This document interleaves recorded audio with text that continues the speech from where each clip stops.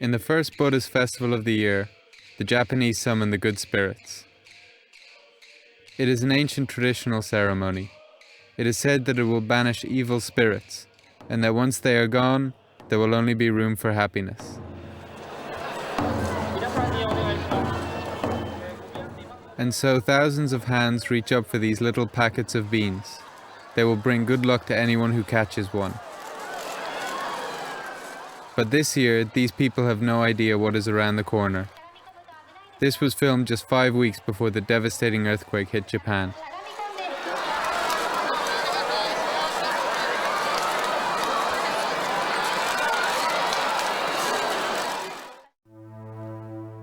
Tokyo 5 weeks later. After the forces of nature hit, people are trying to continue their daily routine. Nobody wants to surrender to the chaos of the disaster. The Japanese are in survival mode.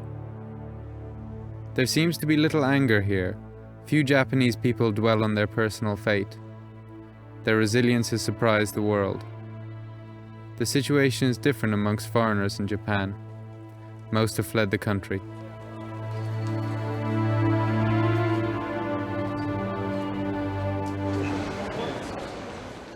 Amongst them is Carol Hommerich, a German sociologist who works in Tokyo. She has returned to Cologne following the disaster. Back in Japan, the forces of nature have shaken her world to its core. Carol gives her impression of a country in a state of emergency. Japan has always eluded outsiders, even if they claim to understand what makes it tick. Ich glaube auch, dass auch I think the Japanese are less critical than the Germans. We would be asking what they are doing there. Why isn't there more information? In Japan, they wait. It is accepted. It will not be questioned. There is a fatalistic attitude to life. If it were said everyone must get out of Tokyo, they would all get out. Since that hasn't happened, they all stay there and say we'll all be okay.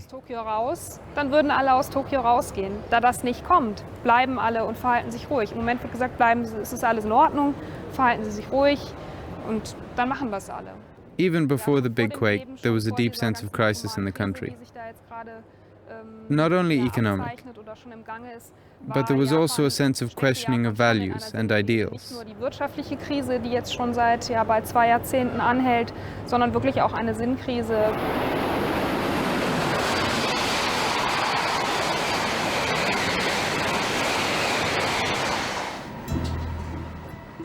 (2011) was already proving a difficult year for Japan, even before the quake. In recent years, the country has been facing a number of social challenges.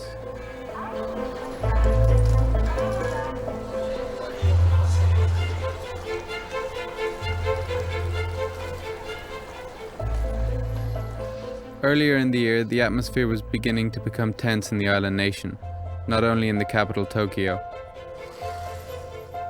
The Japanese people seemed to be stumbling from one problem to another. The financial crisis had left deep scars.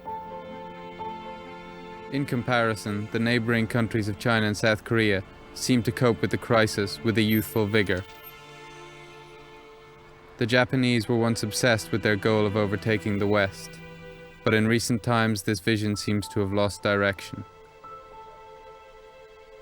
There has been a gradual descent into poverty, which many ignored, thinking it would only affect others.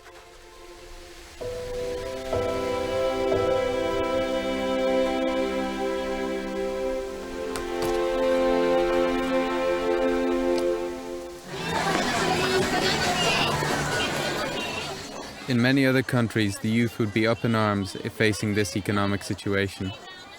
For most here, steady family foundations and a fixed job are only an illusion. 40% of young Japanese people have no permanent employment. But the Japanese suffer in silence.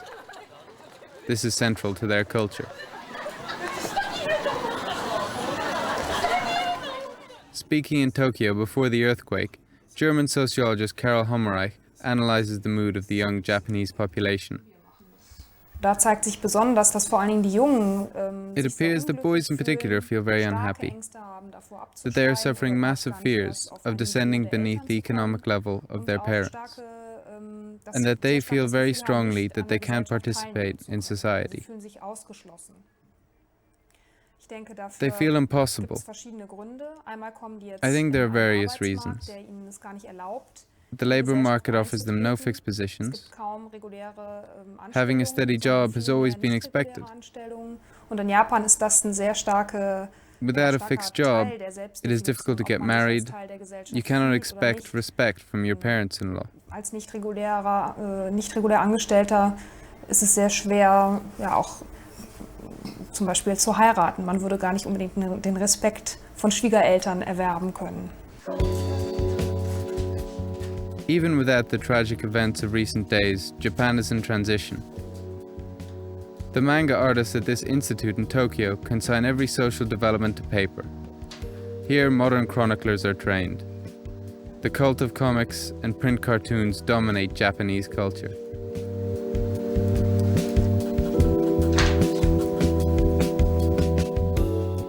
But how can they make ends meet?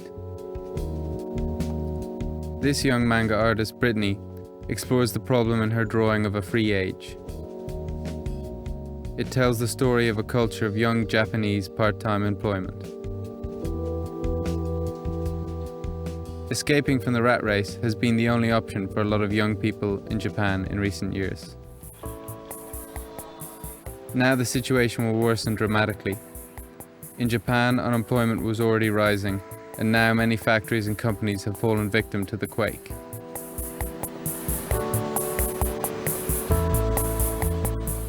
Brittany has previously slept in this karaoke box because she has no money for a place to stay.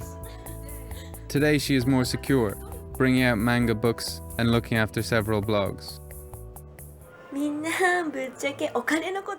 Boys have the most money worries. In my blog, students write to me saying, "What do you think will become of me when I grow up? What will become of our future? Will we be able to survive economically?" Using expert evidence, we then explain the problems that could still come to us. But it will still happen anyway. Singing along to her favorite songs in this karaoke bar allows Brittany to briefly escape these worries.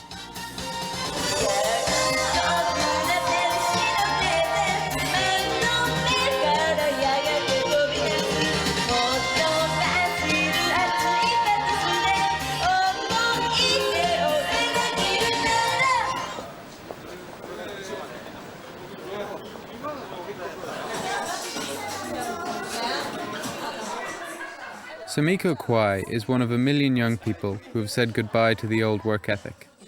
She has 5 years of training as a director in California behind her. Yet on her return to Japan, she has missed the chance to gain a foothold in the regular job market. Sumiko lives in a flat that is only 20 square meters, which costs her the equivalent of 800 euros a month in rent. She says that one day she wants to escape from the claustrophobic narrowness.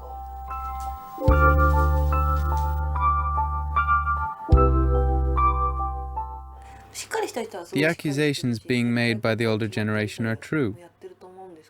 The boys are no longer as hungry for success as our parents' generation. We have so many interests, can speak other languages, and can do a bit of this and a bit of that. It irritates me that it was preached to us, be individual, go your own way, be modern. Then you end up working in a company, being brainwashed to all be the same.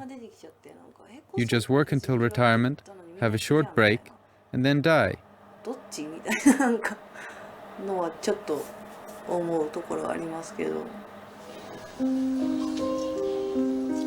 On Tokyo's periphery, more and more itinerant young Japanese are found, looking for a cheap night's lodging. A growing number can no longer afford housing. Yoshitaki Hashimoto had first-hand experience of what it is like to be let go by a company. In search of a cheap place to stay for the night, he has ended up this evening at an internet cafe. For just under 10 euros a night, this place offers a refuge for the homeless. Anyone who trips up in Japan can fall down very hard.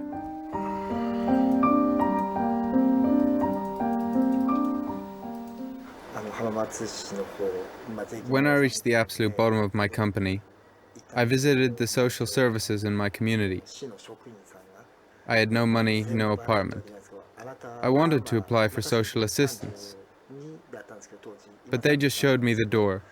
They said, "You are only 32 years old. You're young, and you already get a regular income." At that point, I felt completely ostracized from society.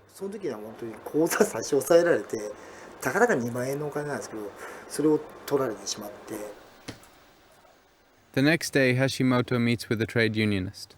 It is the last line of authority in the battle for social assistance. After the quake, this help will be reserved for only the truly destitute.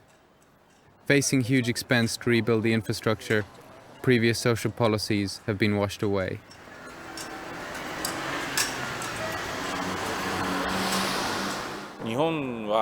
In Japan, it used to be very unusual that someone was unemployed. And that explains the mindset of the bureaucrats. They just do not take in what economic problems we face. There are so many young people who are dependent on social assistance, but the officials at the counter reject them. Only about 20% are getting unemployment compensation. The rest are left without 1 yen and end up homeless. In addition, there is no money for social projects. Society is in a downward spiral.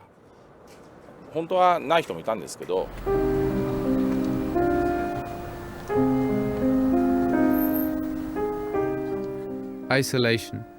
Total withdrawal from society. It is a thought-provoking phenomenon.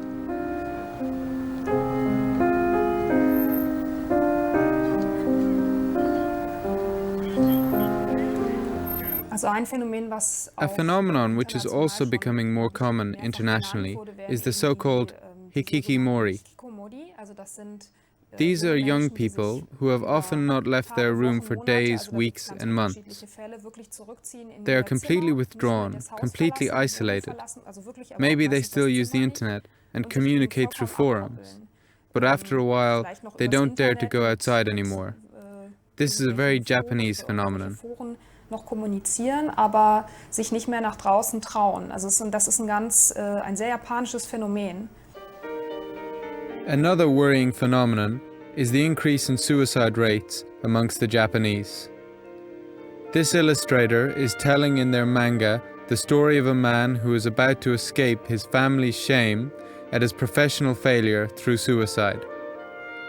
30,000 people a year take their own life in Japan.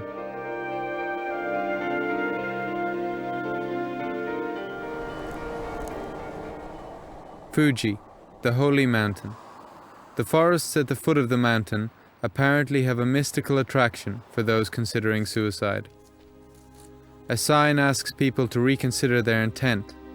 Another offers assistance to those in financial distress. Suicide is currently the #1 killer amongst Japanese men aged between 25 and 45. Each time a bus stops at the forest edge, voluntary forest guards look for people who may have come with sinister plans.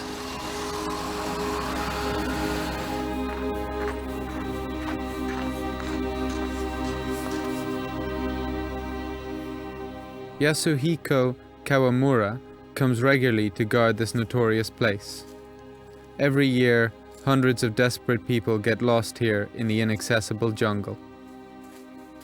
The guard scours the woods in search of suicide victims. He can still remember one case in particular.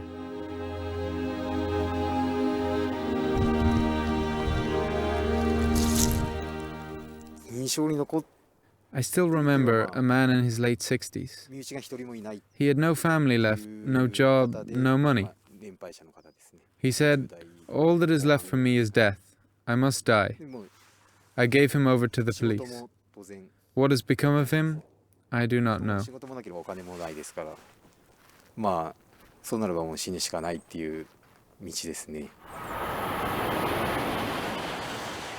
The suicide of a man is one of the great social taboos in Japan.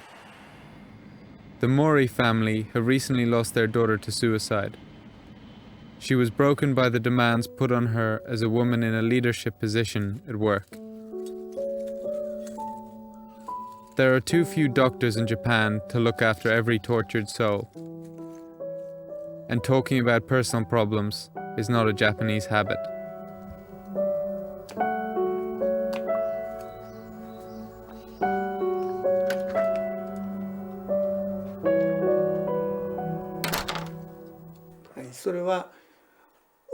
Our daughter was an excellent engineer.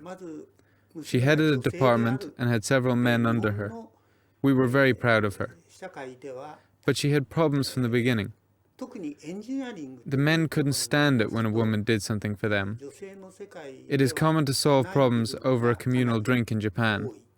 But she couldn't go out drinking with the men. And so she was mobbed. Our daughter was an old-style perfectionist. She wanted to do her work to 100%. But ultimately, she was broken in the attempt.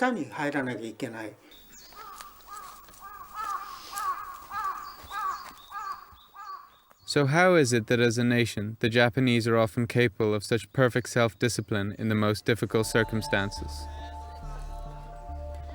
Is it the Buddhist tradition that gives the Japanese this amazing capacity? Or is it their national attitude of acceptance and the belief in resigning oneself to fate?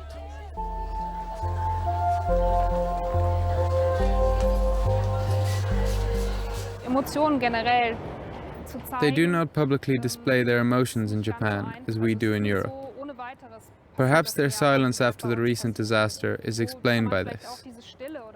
We've been asking why they appear so calm and unfazed. One may ask whether it comes from their Buddhist traditions.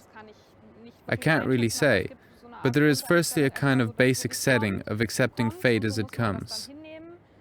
The second thing is, it is the Japanese way not to rebel against it. I think that this is also the case for grief, for example. Das ist, glaube ich, etwas, was, also auch gegen Leid zum Beispiel. It has been difficult for Japan to address its social problems. The steady pursuit of wealth and consumption has made the Japanese unhappy, and yet rethinking a national ethos is not easy. Yet in the aftermath of the crippling earthquake and tsunami, rebuilding their society is unavoidable. Never before has the Japanese capacity for suffering been put to the test as much as now.